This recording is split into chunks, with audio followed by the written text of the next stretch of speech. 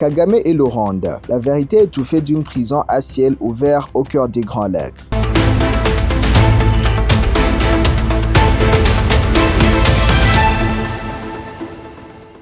Kagame et le Rwanda, la vérité étouffée d'une prison à ciel ouvert au cœur des Grands Lacs. Depuis trop longtemps, une vérité est étouffée dans les régions des Grands Lacs et tolérée par la communauté internationale. Le Rwanda n'est pas seulement un acteur de sécurité régionale, c'est un régime autoritaire qui exporte la guerre, cache ses morts et pille les ressources de ses voisins sous couvert de discours moralisateurs. Derrière l'image d'un pays discipliné et performant, se cache une réalité plus sombre, faite de silence imposé, de peur organisée et d'aventures militaires illégales. Dans l'est de la RDC, la guerre ne tue pas que des Congolais.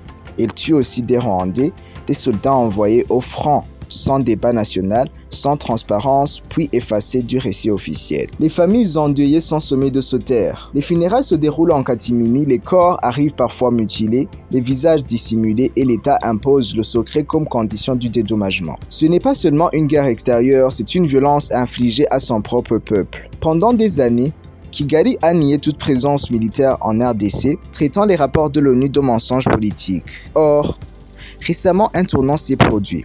La représentante du Rwanda auprès des Nations Unies a publiquement reconnu une implication rwandaise en RDC, contredisant ainsi des années de dénégation officielle. Cet aveu est lourd de sens.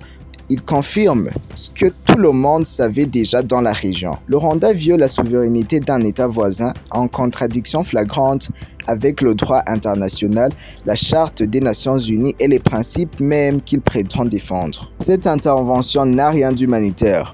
Elle n'est pas motivée par la protection des populations civiles, contrairement au discours officiel.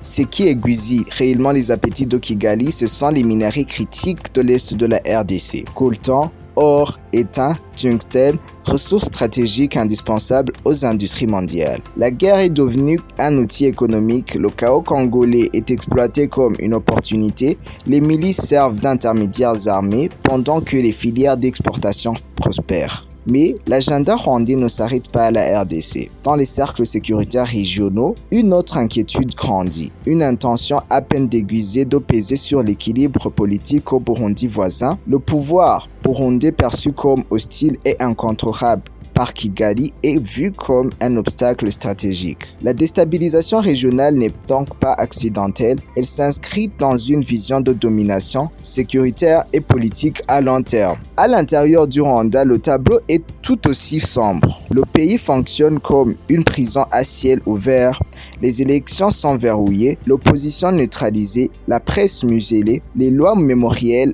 nécessaires à l'origine sont aujourd'hui instrumentalisées pour criminaliser toute critique. La peur est intériorisée. On apprend très tôt à ne pas parler, à ne pas poser de questions, à ne pas pleurer trop fort. Le silence est devenu une norme sociale. Et pourtant, il faut le dire sans détour, le Rwanda mérite mieux que ce régime. Le peuple rwandais mérite un État qui respecte la vie de ses enfants, qui ne cache pas ses morts, qui ne transforme pas la guerre en modèle économique. Il mérite la liberté d'expression, le droit au deuil, le débat politique et une paix régionale fondée sur le droit, pas sur la force.